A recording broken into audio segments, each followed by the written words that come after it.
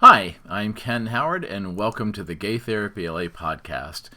Today, I'd like to talk about how to avoid a gay relationship breakup, the 4 risks.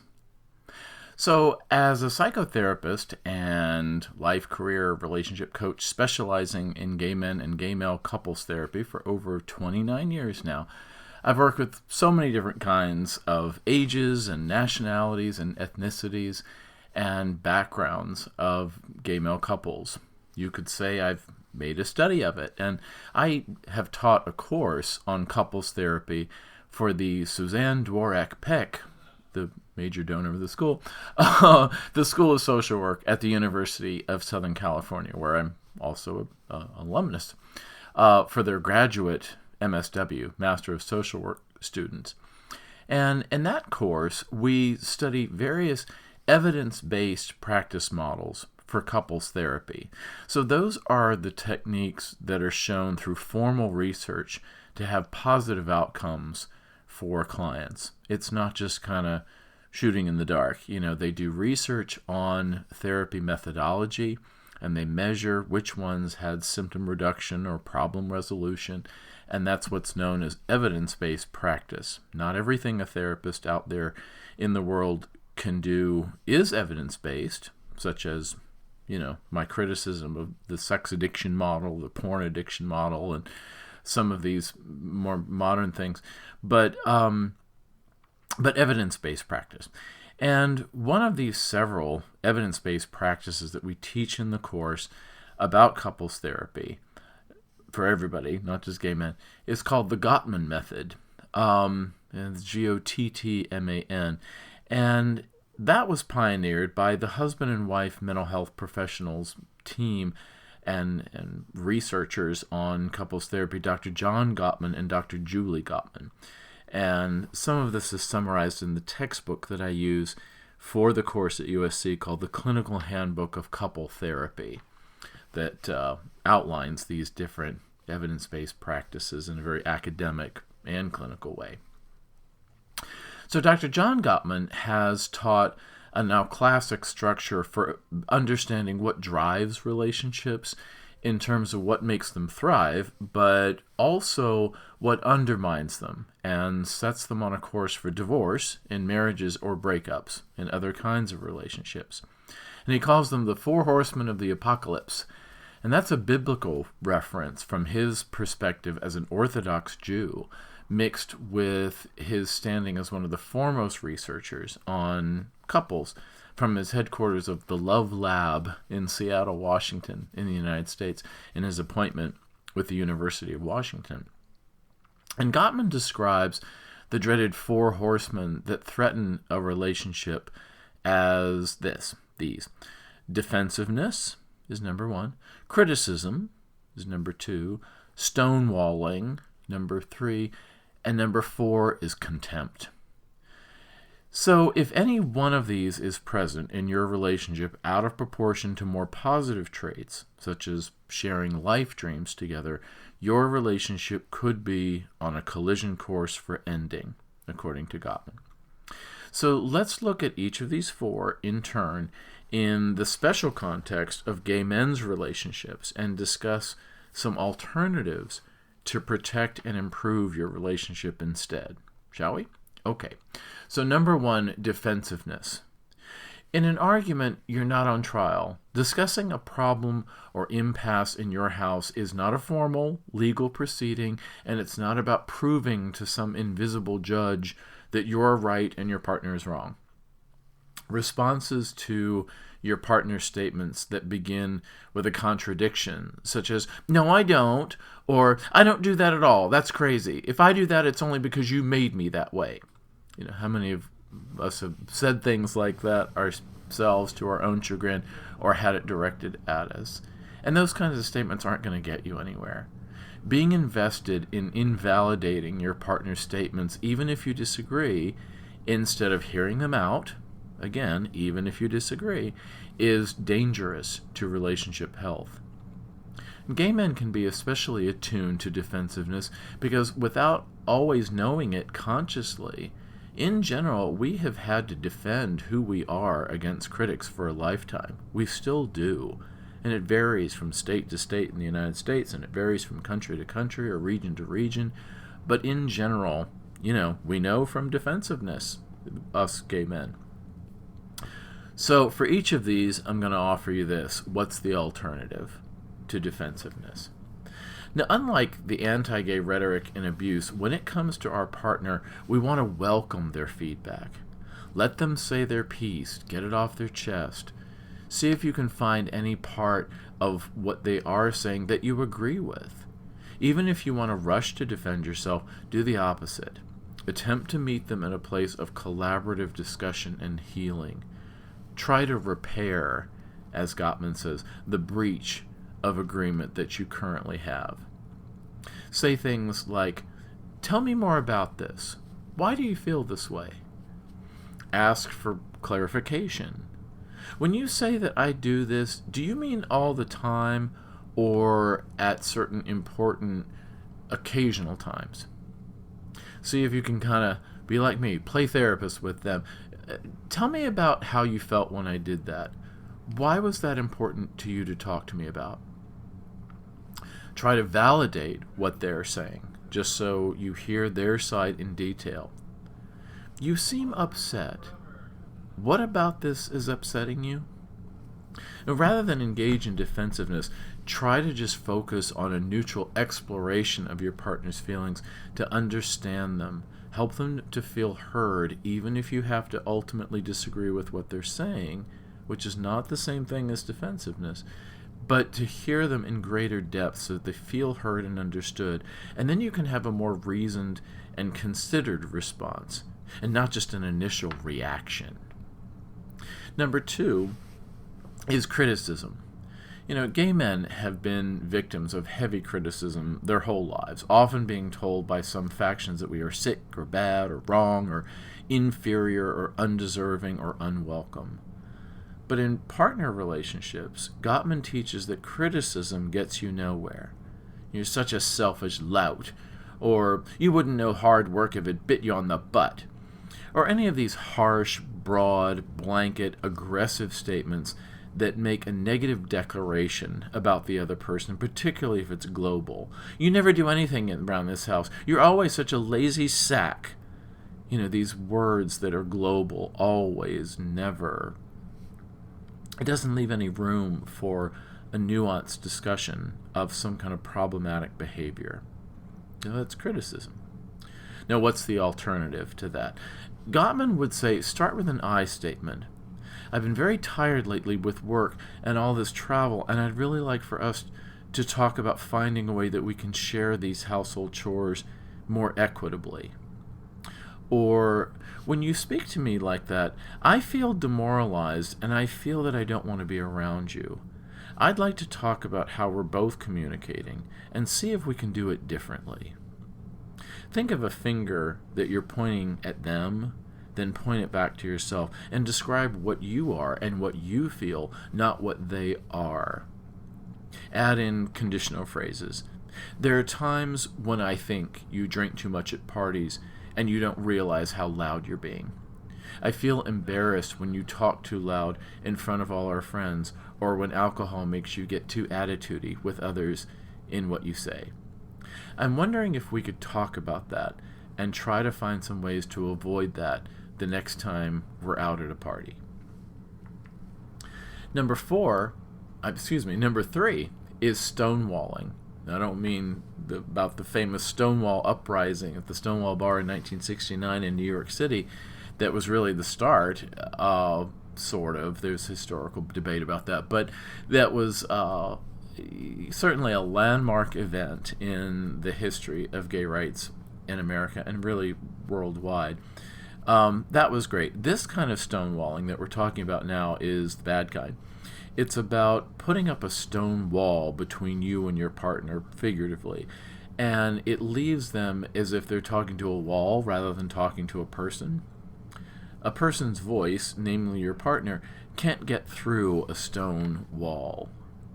Stonewalling someone is when you're walking away from productive communication and you're sending a devaluing message that what what they have to say, whatever it is of absolutely no importance to you, and you're not willing to even hear it, let alone negotiate about it. Gottman would imply that if you do this often enough, the relationship will end, because most partners can't or won't take that kind of dismissive, depressing, condescending treatment from their supposed loved one, especially repeatedly and over time. This is equivalent to when nations break down diplomatic relations and just go to war. Gottman discusses how dysfunction in a relationship involves turning away, like someone emotionally turning their back on you, instead of turning towards your partner in an effort to engage and build on positive feelings and work through some of the issues of disagreement. This is, a lot of times the function of couples therapy or relationship coaching is this idea of working through the disagreement by having a neutral party like the therapist or the relationship coach to help you both to put words onto feelings, to identify some of the issues and some of the value determinations, what is more important, this kind of decision or another kind of decision. But you're working through these things together, and you want to focus more about each other's feelings and each other's communication, not turning your backs on each other and breaking down diplomatic relations. Gay men are still men, and a man's go-to defense in an argument often can be stonewalling, just to go into denial and try to disappear in order to avoid the conflict. It's a type of defense, it's a type of defense mechanism, but it's really a lower level defense. It only works in the short term, and even then it just avoids the issue. So what's the alternative to stonewalling? Gottman would say, look for opportunities to make repairs. Is there any part of what your partner is complaining about that you can agree with? Do you agree in that example earlier? Did you drink too much at the party last week? Maybe you agree. It's like, oof, man, I kind of got in over my head. Can you acknowledge that the issue they raise is at least important to them, even if it's not particularly important to you? Can you acknowledge how they might be feeling, even if they're getting the facts wrong at first? Can you maybe take only a brief break in the proceedings, but return promptly to a productive discussion and creatively problem solve with your partner together? In that example, it's how are we going to deal with how we deal with drugs and alcohol when we go out to social events. If you go to gaytherapyla.com, I wrote a blog article, and I think I did a podcast episode on it too, called Of Potions, Pills, and Powders, Gay Men and Substances, where a gay male couple might discuss where their boundaries are, what they do and what they don't do when it comes to recreational products, let's say. As different people are going to draw the line in different places with different implications for themselves and for the relationship. So the opposite of stonewalling is an even exchange of talking and listening. And that talking and listening process is like a path that you walk down that couples take towards creative solutions to disagreements. A lot of times a solution might look like, can we agree that next time we go out we'll do something differently? Or how about if we try this? And then you propose something, and then your partner agrees, to trying that. And, relationships are sometimes a series of trial and error. This is why relationships tend to get better year after year after year, because you know your partner more, you know your own vulnerabilities and triggers more, you've learned more problem-solving skills about health or money or friends or families of origin or all kinds of environmental stressors, and so you tend to get good at it over time. So that's something to look forward to. If you're in an early relationship and you'd like to be with a partner theoretically for many years, it does get better, as the saying goes. It gets better. So number 4, the last one, is contempt. This is the one that I find over many years in practice to be the most destructive. And it's a hallmark of a couple that will probably break up shortly after I witness it happening in session, which is sobering and sad. Contempt is a complete invalidation of what your partner is saying or feeling. It's often spoken with a sneer or a sarcastic tone. Sorry, I don't mean to be homophobic, but on. Gay men can have a sarcastic tone like no others. Or a kind of a grumbly harumph sound underneath what you're saying. We all know when we're being talked to with contempt. If it were in a foreign language, you could still tell that somebody is holding you in contempt by what they're saying to you and how they're saying it. If you've seen the classic film Who's Afraid of Virginia Woolf, or seen the Edward Albee play, gay author, by the way, much of Elizabeth Taylor's character of Martha does this. She speaks to her husband with contempt. The way that Joan Crawford and Christina Crawford speak to one another in Mommy Dearest, that great, gay culture camp film about the very real physical abuse of poor Christina Crawford by a rich, white, powerful, entitled, famous mother, would be an exaggeration of the contemptuous tone. But if you know the classic scene where Christina says, "I'm not one of your fans," and she screams it. It is just good acting from the actress about just demonstrating a pure tone of contempt as she says that to Joan. It is of a caustic nature, a caustic communication, and that erodes love in a relationship. And at its worst, it's the way that people fall out of love and just want to leave the partner and the relationship for good. At the time of this recording, it's March 2021, and there's a new documentary about Tina Turner that's come out on HBO Max. Very sad. It's about, a lot of the content is about how someone is traumatized by childhood neglect and abandonment and by domestic violence from a spouse a little later on. And Tina talks about how she admired her husband at first, but after he became abusive early in the marriage and continuing on until she finally left by a miracle, I think,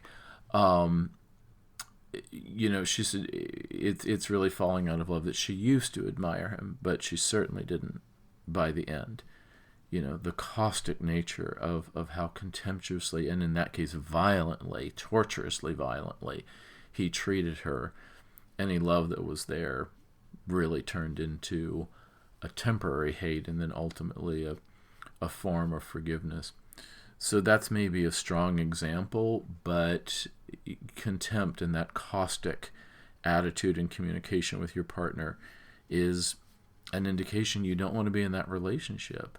And maybe you don't. We have to explore that. But if you've gotten into just kind of a bad habit where you don't really want the relationship to end, but you do find yourself speaking in that contemptuous tone, we want to be aware of that, because unfortunately it can and often does destroy relationships. So what's the alternative to contempt? I believe, though some may disagree, that contempt conveys a very deep hurt. It comes from someone who is embittered by not having their needs met, or being chronically mistreated themselves, or being chronically frustrated that what is most important to them is always somehow denied them, or that their goals are thwarted, or there's some kind of injustice or justice that's delayed despite their efforts. And I think it likely has its roots in the partner's family of origin dynamics, and possibly some kind of past trauma, a real bitterness that makes them speak that way. And I think one way to respond to it is to bring a lot of compassion to that person that way, being careful not to sound patronizing and not to validate mistreatment of you, letting go of maintaining healthy boundaries. You don't want to do that. But to see the person acting like that as a wounded child, even if they're an adult, saying something like, I can really hear in what you're saying that this means a lot to you. Something like that will sometimes make that person go from being contemptuous to possibly crying or getting in touch with their own sadness or vulnerability that's behind the anger and the contemptuousness, like a wounded animal who's been cornered, who will show its teeth, even though it's actually very vulnerable and wounded. Asking your partner simply, what would help right now, might help them to refocus on expressing their feelings a different way. Even asking, what needs aren't being met for you, is a way for them to shift from a bitter complaint to focusing on creative, positive solutions moving forward. And you might have to have a conversation about their entitlement or about their own insecurities. It could be a lot of different kinds of things, but contempt is one of those four horsemen, as Gottman would say, that undermines what we call the quality of communication in a relationship. A lot of times couples therapy and relationship coaching is saying, how can we take the quality of communication in your house and take it up to the next level? Not just hurling insults at one another, but to really work through a problem by discussing where it comes from, what it is, and maybe most importantly, where do we go from here? What would help bring our quality of communication from being crappy and miserable for both of us to being very progressive?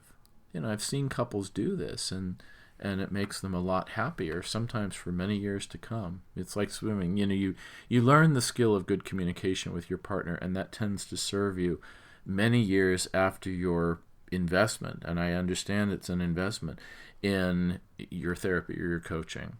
So that's it's worth investing in, I think. But I realize I'm biased. That's my business. So what are some takeaways for today? There are many more topics in gay therapy interventions that can work, even in couples work. The Gottman Method is not the only evidence-based practice for helping couples. There's emotionally focused therapy by the Canadian Sue Johnson. There is cognitive behavioral couples therapy. There, the work of Harville Hendricks and his wife. There's just so many good, contemporary contributors and even the work of others who've passed that are very, very relevant in helping couples to, live to see a better day. There are other theorists who are said to match or even exceed the theory and practice contributions by the Gottmans, particularly for consensual non-monogamy or poly relationships. They're not as good with that, and I think that's informed by their Orthodox Jewish background, and they kind of bristle at consensual non-monogamy or poly relationships. They're okay about gay and lesbian relationships, but I think they're a little bit understated in their work because the majority of the people paying attention to their work are straight. But the Gottman's research gives us some excellent insights into what works over the long term to keep both gay and straight relationships healthy and happy, and also, importantly, to know what threatens those relationships at their foundation. And, there's also much more than the four horsemen to their work. There's an entire treatment model that they've developed and studied very carefully, especially around de-escalating arousal. They've had couples therapy sessions where each partner is connected to a pulse monitor, and they've associated a rising pulse or rising blood pressure, rising arousal of your adrenal system in fights is a predictor of destruction to the relationship. John Gottman likes to claim that he can meet with a couple for a very short time, and he can predict whether or not they'll be together 5 years from now with uncanny accuracy, because he says that there are certain things that are just associated with bad outcomes down the line. And heavy arousal and the intensity of fights is one of those factors, and his writing would explain more about that if you're interested. But if you can start by reflecting on your own relationship and considering which of these four horsemen, the indicators you might be guilty of yourself in your own maybe recent behavior, that's a start toward gaining the insight you might need to start a troubled relationship back on the road to relief and repair. How can we make repairs in our communication by moving through an issue? So if this seems challenging to do by yourselves, and it often is in your house, consider having couples counseling or relationship coaching from a gay men's specialist.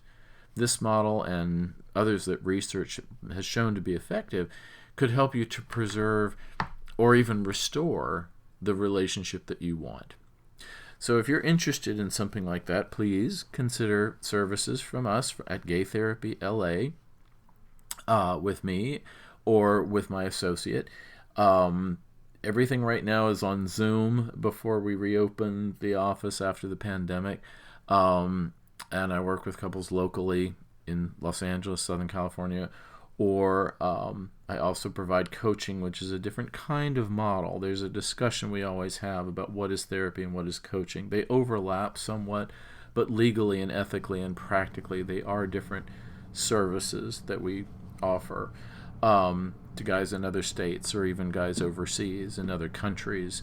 I work with a couple in France. I've worked with another couple in England. I've worked with another one in Bangkok, Thailand. So we just have to be mindful of the time zone. If you're interested in that, you can always email me. Ken@gaytherapyla.com is the email. Or, in the U.S. or Canada, the phone number to call me or text me is the area code 310-339-5778. So 310-339-5778. If you're interested in other topics about gay men's relationships, go to gaytherapyla.com/blog, and in the little search box that you see on the right side of your screen, type in money, long-distance relationships, monogamy versus non-monogamy. There's a lot of blog articles over the years that are archived there. And then, of course, take a look at other episodes when we talk about relationships.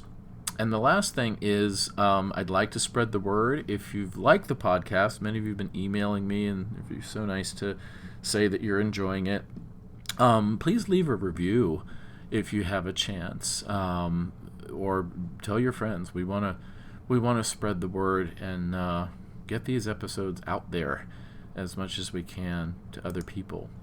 So, and also if you have suggestions for future topics, please feel free to let me know, and we'll see which topics are the most popular to address in upcoming episodes. I have a few ideas.